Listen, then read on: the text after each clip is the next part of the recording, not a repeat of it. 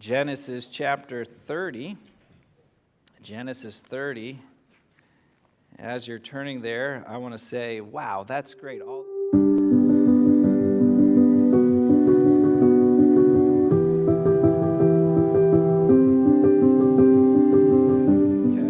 And I'm sure it sounds good in the back too, but anyhow. On another note, let me just say that last week we enjoyed having Mariano and Becky Proto and their son Enzo. And I just want to pass along to you that after the service, Mariano just expressed to me how much he enjoyed being here. And he says, I always enjoy being in this church and being with your people here. So I just want to pass that along to you.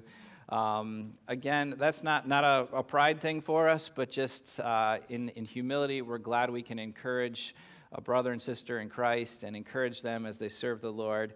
I think they've got about another week before they head back to Uruguay. And we'll be back there. So praise the Lord for that. Genesis 30. I've entitled the message for today, Joseph's Childhood. Joseph's Childhood. And we're going to look at Joseph when he was young. So we really won't get into too much of the story of Joseph as you might think of it here this morning. But we're going to set everything up today. Saying a name can immediately bring something to mind. For instance, now don't get mad at me here, some of you, all right? But if I say the name Hunter Biden, if you are following the news, you probably have some thoughts in your head right now. It appears, at least, that his relationship with his dad is causing him some trouble, and he has taken advantage of that in some way. That has gotten him into the national spotlight. Now, I'm not here to get into the politics of that at all, but as soon as I said that, it immediately, at least if you follow the news, you thought of something. By contrast, this morning, if I say, as I've already said, the name Joseph, what do you think of when you hear the name Joseph? Now maybe you know somebody that is here on earth that you think of as a family member or friend. That might be a possibility. But when I think of Joseph, as in the Joseph of Genesis, the Joseph of our Bible, my first thought is a man who was a devoted follower of his God. He was an incredible man of God. And we might conclude, as we think of Joseph's life, that he had a great life. And he did, we could say. But, well, that is true. I want to suggest to you as we begin this study that Joseph lived through some of the greatest challenges that could be faced. Some great challenges in his life. Think about it. Joseph faced adversity from his family situation due to his relationship with his dad. At 17 years old, he was hated, sold, and sent away. He was thrown into a whole new world where he didn't know anyone, at least at the beginning. There, he was falsely accused. He spent time in prison, in a foreign prison for that matter. Through the circumstances that we'll eventually look at, he's raised to power and things are going well. But you have to imagine in the back of his mind, he had to wonder about his family. Now, we live in a whole different age. There were no telephones. There were no ways to get on your smartphone and video chat or text or anything like that. Far as we know, there was no missing persons search. They thought he was dead. He was completely cut off. And then one day, the very men, and I know I'm giving away a little of the story, but you probably know this story. The very men that had hated him and sold him showed up where he had been sent off to. And now emotions run high. Now, in the end, we could say that the story ended well, and we'll get to that story, but think of the challenges that he faced and all that went on in his life. And what we will see in the end is the fact that, well, they, as in his brothers, meant it for evil. Joseph trusted the Lord, and God used it all for his glory. I really want you to see a godly example in Joseph because he is certainly that.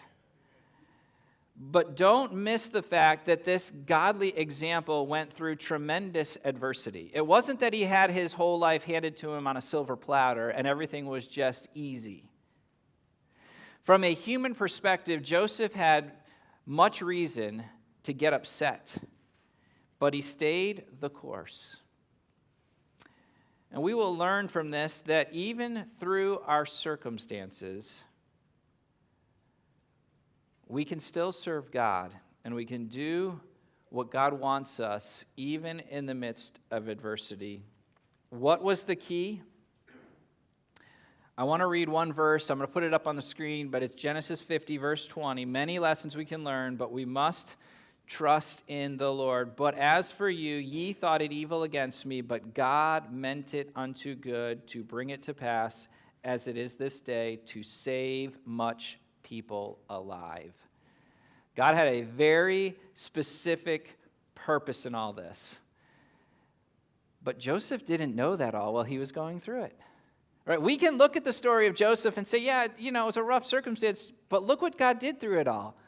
But Joseph didn't know that as he went through. He would later realize that, but he did not know as he went through it. Some time ago, we studied through the book of Daniel, and we saw in Daniel an amazing example of one who followed the Lord. Joseph is another one. He's one of my favorite Bible characters because of the incredible example he sets. It really is hard to find fault in either Daniel or Joseph. Neither of them were perfect, but from a human perspective, as we look at them, they seem to be about as near perfection as you can get this side of heaven. They just really set a godly example in their conduct. And so I want to begin a study in the life of Joseph with you this morning. And today we're going to look at the background of the story. I'm really going to set it up for you today. That's about all we'll do is we're just going to set it up, and then we'll really dive into his story as we go forward. But I want you to understand the background. I want you to understand what his past was, so that when we look at the story that you perhaps know quite well, you do it with the understanding of how this all came to pass and what was in his background, his rough family situation. So for today and for several weeks ahead, I look forward to digging in the book of Genesis. If you want to read through this, you feel free.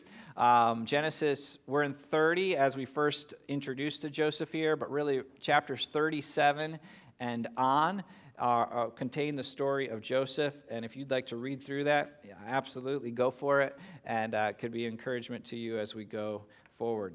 So let's start with Joseph's family. Joseph's family.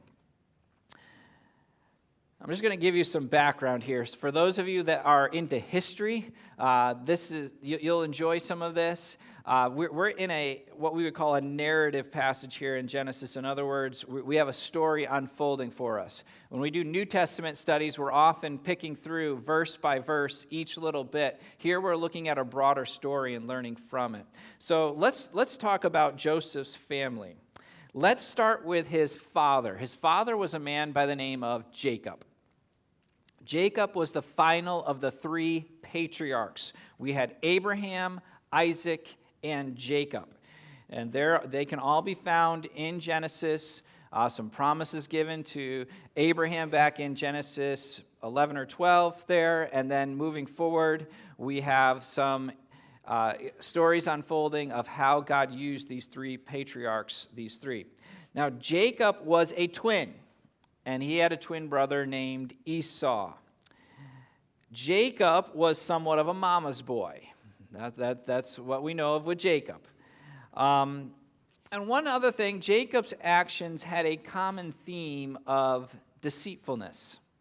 And we see that in a few different places through his life. But Jacob was a man of action. You may recall that he stole the birthright from his brother Esau. And he did that with deceitfulness, right? He deceived so that he could steal the birthright.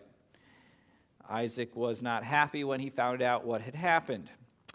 Eventually, Jacob is sent off to Laban in order to find a wife. And Jacob stops in Bethel, where he has the dream of the ladder, and then on to Laban's in Haran. All right? Now, you don't have to answer this out loud, but Jacob is off to find a wife. How old is he? Now, in our modern culture, we might think he's probably a strapping young man who's worked hard in the fields a little bit and helped out, although he was in the kitchen cooking, so maybe not as much. But, he's probably 22, 25, and he's just, that's what we think, right? But at this point, Jacob is a young 77 years old. So note that Joseph's father, that we'll get to, is 77 years old. He is alone, no wife, no children, and basically no possessions at this point. He doesn't have much. Jacob arrives in Haran, and he sees Rachel. Remember, Rachel is not looking at a young man who's 25 years old. Perhaps you ladies have thought of this as a romantic story, right? He comes up to the well there, and Rachel sees this young man, and that whole wonderful romantic story unfolds, right? 77 years old, okay? Now, to be fair, although 77 years old, I say this with all due respect, he probably didn't look like men who are 77 years old today, okay? Because he would go on to live to be about 150 years old, I think 147. All right, so perhaps he looked a little bit younger. We could say he was middle-aged, since he was about halfway through life at that point, okay? At 77 years old, he then works for 7 years to marry Rachel. And if you know that story, the wedding happens, she's covered with a veil, they go into the tent, they wake up the next morning, and he realizes that he did not get married to Rachel. Instead, he is married to the sister of Rachel, Leah. Well, that didn't work out well. He wasn't happy about that. So the story goes on. He then does marry Rachel. Jacob now has 2 wives, these sisters, but really he loves Rachel. And as the story unfolds, God opens the womb of Leah. We would see that in the passage here in chapter 30, just before what we read. But Rachel is barren. She has no children. So it gets more complicated because Rachel gives her servant Bilhah to Jacob as a wife, and they have children, and Leah gets in on this too, and her servant Zilpah to Jacob, and she too has children. So you get the picture. You have Leah and Rachel. They both have servants that were given to Jacob as wives. So you have essentially 4 wives, if we can put it that way. I'm not going to get, all right, that's what God designed, okay? And that's how it should be. So don't anybody get any other ideas, all right? But 3 out of the 4 have children. And Rachel is without child. And then there is fighting over Jacob, right? And I won't delve into any more of that this morning, but that's the family situation, okay? Joseph's not even on the scene, but you can see what's in the background. So we're in Genesis 30. At this time, we are about 6 years into Jacob's marriage, so about 13 years total that Joseph has been in Haran. And we come to verse 21, we see Joseph's birth. But before we do that, let me just say, well, this may have been more common in this day than it is today. It's still a rough family situation. We have our own problems with family situations today as well, but this was a rough family situation. So verse 21, we have Joseph's birth. So there in verse 21, afterwards she bare a daughter and called her name Dinah. Leah has a little girl named Dinah. Remember that name because we will come back to her. Verse 22, and God remembered Rachel, and God hearkened to her and opened her womb, and she conceived and bare a son, and said, God hath taken away my reproach. And she called his name Joseph, and said, the Lord shall add to me another son. Up to this point, Rachel has not had any children. Leah has borne 6 sons. And that was significant as well. Verse 22, we read that God opened the womb of Rachel, Jacob's wife, the wife that he had wanted in the first place before he got Leah. And when God opened Rachel's womb, she bears a son and calls his name Joseph. So we're now about, at this point, 7 years into the marriage. Joseph is born. So his father is now 91 years old, approximately. And I just throw those out there because when I think of stories like that, I just think in terms of our modern culture. But when you think on that, it just gives a little different understanding of what is happening. The name Joseph means, may he add. And as the text said there for us, Rachel's desire was to have another son. Now, as she finally has born this son, she has Joseph. Rachel's hope is that this is going to get me more attention, more love from my husband. I also brought out Dinah there, and I read that. Our understanding is that Dinah and Joseph are fairly close in age. Hard to say exactly, but relatively close in age. It's also understanding that we're now coming close to the end of those 14 years being Laban's servant so that Joseph would be able to obtain these 2 wives. Remember, he worked 7 years to get Rachel, he thought, but then he got Leah, so then he worked another 7 years after being married to them and to get this. However, we'll soon find out that they would spend another 6 years beyond that before they would leave. So Joseph is born into this large family. He's the only child of Rachel at this point and would be the only child for some time.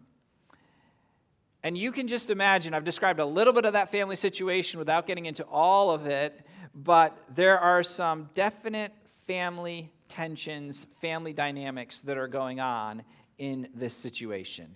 And by the way, when I look at all of that, you just think, this is crazy. Why in the world? And yet, God would use this to bring the 12 patriarchs, or the 12 tribes of Israel, rather. Not the patriarchs, that was Abraham, Isaac, and Jacob, the 12 tribes of Israel. So God would use even all of this. But it only gets worse for Joseph. Let's go look now at some of Joseph's early experiences. And I'm doing a little bit of a survey for you here as we go. We're going to start in chapter 30. We're going to briefly cover all the way up to chapter 35 in this survey, and then trace the early years of Joseph as we trace them. So chapter 30, Jacob prospers. And so he has a wealthy family. So Joseph is now in this wealthy family. He's living amongst all the tensions of the wives, the siblings. I would imagine the early years didn't affect him too much. He was a little boy running around playing, and that's all he really knew. But as he grows in the years ahead, I'm sure he begins to remember some of the things that we will see here. Chapter 31 tells us that Jacob departs, and that leads to conflict with Laban, his father-in-law. Joseph would be about 6 years old at this point. Remember, his mom, Rachel, stole items from her dad, but is able to keep them concealed. Won't get into that story, but that's what his mom had done.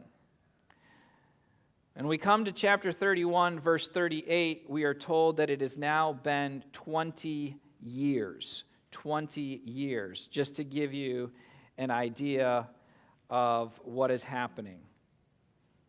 For Jacob, that is, all right? Jacob's been there 20 years. Chapter 32, Jacob prepares to meet with Esau. He also wrestles with God in that chapter. But think about this. Jacob then tells his children and his family, we're going to meet Esau. And the children could probably tell that Jacob was quite nervous.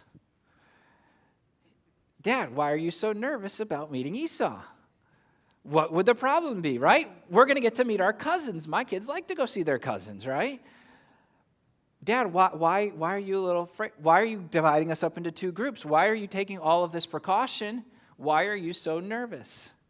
I don't know what questions were asked or what were answered, but again, this is Joseph's early experience. Well, chapter 33, Jacob meets with Esau, and all I'll really say on that is that the meeting goes well. Everything goes fine. There's no problems there, and the major concerns that were there didn't manifest to become too much. So it goes fairly well. Chapter 34 now. Remember Dinah. I mentioned Dinah a couple chapters ago. In this chapter, we read that Dinah is defiled. She is taken advantage of. Now again, my understanding as I look at this that Joseph and Dinah were probably fairly close in age. So there's a really good possibility that when they were children, say 3, 4, 5, 7 and on, these two played together. They ran together. They played together. They did things together. And as we come to this chapter, we see something terrible happens. At this point, Joseph is probably a young teenager, about 13 or 14, meaning Dinah as well is in that same age. She's a teenager. All right, she's not a full-grown woman at this point. She is a teenager. We know Joseph was sold into slavery at age 17, so it's got to be before that. Like I said, we don't know exactly precisely, but our understanding is probably somewhere in those young teen years. And because of that, I believe Joseph would have remembered this experience clearly. He would have had some idea of what was going on. Dinah is taken and defiled. We know his older brothers, Joseph's older brothers, were not happy about that, and they shouldn't have been. Shechem, the man that had defiled her, Shechem's father Hamor comes and tries to work out a deal with Jacob. And you remember what the brothers did then? The brothers concoct a plan. They were deceitful, right? Apple didn't fall far from the tree. They too were deceitful. And so they made an agreement. If all of you men will be circumcised, then we can intermarry with you. But you have to be circumcised. So the men went along with this plan. And then when these men were recovering, Joseph's brothers would go through there and destroy them. Simeon and Levi went in, plundered the city, took their possessions, took their women and children. Now, how's that for a chapter in your family history? Let me tell you what my brothers did. And then we come to chapter 35. Again, I'm just doing a really brief overview with you to give you an idea of what's going on. Rachel, for Joseph, mom, is pregnant again and has a brother for Joseph. Benjamin is born, and that had to be an exciting experience for Joseph to say, I'm going to have my brother, or have a brother. And I wish the story had a really happy ending, and we're thankful that Benjamin was born and was healthy, but in the process of giving birth, mom dies. Again, Joseph is in those teen years through all of this, so maybe a little bit older than the previous experience now.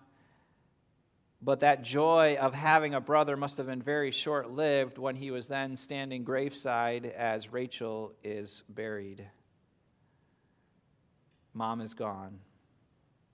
Dad is about 105 years old. He has this brother, but mom is gone as he faces these circumstances. Now I'm going to skip ahead to chapter 37 now. Chapter 36 contains a genealogy, of Esau's family, and you can read through that as well. We won't spend time there. Joseph is now 17 as we come to chapter 37. Again, Rachel, his mom is gone. Dad is now approaching 108 years old, and he has a little brother who's now probably a few years old. Could be about 3 to 4 years old, depending on the time frame on all this. And when we see all this, we could think, what a mess. And we wouldn't be wrong to think that, right? I mean, you look through all that, you say, boy, that puts a different spin on Joseph and what he went through. As a matter of fact, sometimes when we say, I just think family situations and things in this world are so much worse now, I sometimes think of stuff like this and go, well, I don't know, right? And I'm not here to make a judgment call, and I'm not even here to make a let's compare my situation is worse than your situation. That's not the point here today. But there is a lot of mess even in our world today. In today's world, with companies like the Ancestry DNA, it has revealed a lot to us now. I have shared in the past what was revealed for my mother as she went through Ancestry DNA.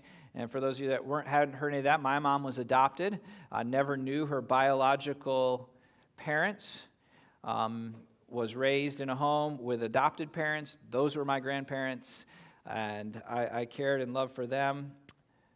But just a few years ago, we found out who my mom's biological mother was, and for the first time in my life, I heard the name of my biological grandmother.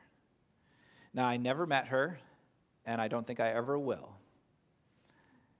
And some of what we have found out, and I won't go into all of it, but some of what we have found out is that the past, and my mom had no control over all of this, but that was messy. And this morning, we are setting up Joseph's background because when we see in the chapters ahead how Joseph responds to life challenges, I want you to understand that life wasn't all a box of chocolates for him. He faced adversity growing up. He faced challenges, but yet we see a wonderful, godly example. So finally for this morning, I want you to see Joseph's challenges. And we're going to just set this up here this morning before we get into it.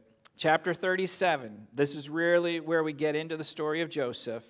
Verse number 1, and Jacob dwelt in the land where his father was a stranger in the land of Canaan. These are the generations of Jacob, Joseph being 17 years old. Okay, so that's why we get that number. It's pretty clearly spelled out for us. Was feeding the flock with his sons, with his brethren, and the lad was with the sons of Bilhah and with the sons of Zilpah, his father's wives, and Joseph brought unto his father their evil report.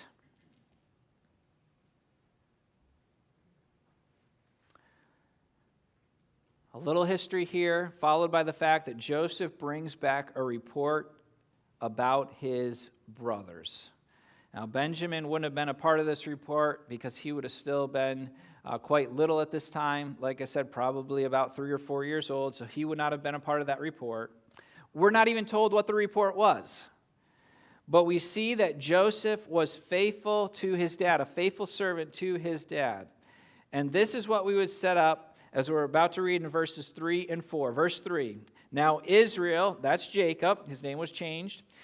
Israel loved Joseph more than all his children because he was the son of his old age, and he made him a coat of many colors.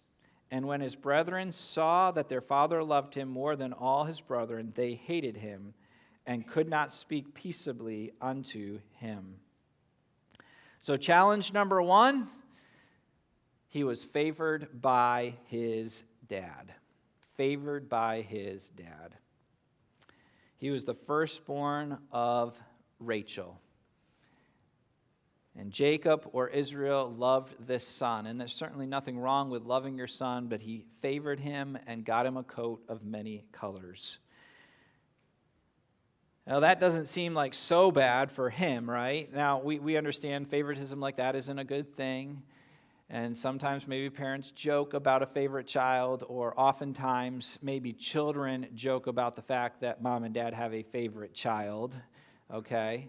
And hopefully mom and dad, or to the moms and dads, we love all of our children equally. We may not like them equally at times. That's part of it, okay? But we love them equally. But I think you understand what I'm saying there. But the challenge was that he was favored by his father, and it was quite obvious. As everyone else stood around with their regular robes on, and Joseph had this robe of many colors. Challenge number 2, and it really comes off of challenge number 1, is that he was hated by his brothers. He was hated by his brothers. And we see that very clearly here, right? They hated him. They didn't care for him. So we will continue this, Lord willing, next week. And like I said for today, I'm really just setting the scene for you today. I'm giving you history, background. We haven't even so much got to the punchline, you might say, or the section of the text that really speaks to us. But I want you to understand his family situation. For that matter, even all that we've looked at, it's going to get worse for Joseph, okay? It's not going to get a whole lot better next week. So don't come thinking next week I'm going to give you the fairy tale ending, because it's going to get worse. There really is no fairy tale ending in all of this. But what there is God is faithful, and Joseph trusts in the Lord. And I want you to see as we go through this study, and I know that this week, and when I planned to do this, I didn't even know the challenges, the two requests that I mentioned this morning. I didn't know those were going to come, and there are other challenges. I don't know what challenges you're going through, but I know that even in the difficult times of life, we can look to the Lord and we can respond correctly to them. That doesn't mean we don't have hurts. We certainly do. It doesn't mean we don't mourn and sorrow at the news we shared even this morning. But even in all of this, we can continue forward for the glory of God. And I hope you'll see that and other things as we go through this study. Let's pray. Lord, thank you for the example of Joseph, and we've just set this up for this morning.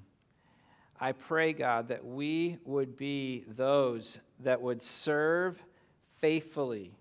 We would remain faithful. We will follow you no matter which direction the path goes, which way you will take us. Lord, that we will not allow the circumstances and the past to dictate our future, but instead, in your strength, in your confidence, relying upon you and your word and its truth, we will choose to move forward for the glory of God. And I pray that we will take from Joseph the many lessons that are here, so much that we can learn from him. Please open our eyes to understand as we go through this passage, these different chapters. Convict us where we need conviction.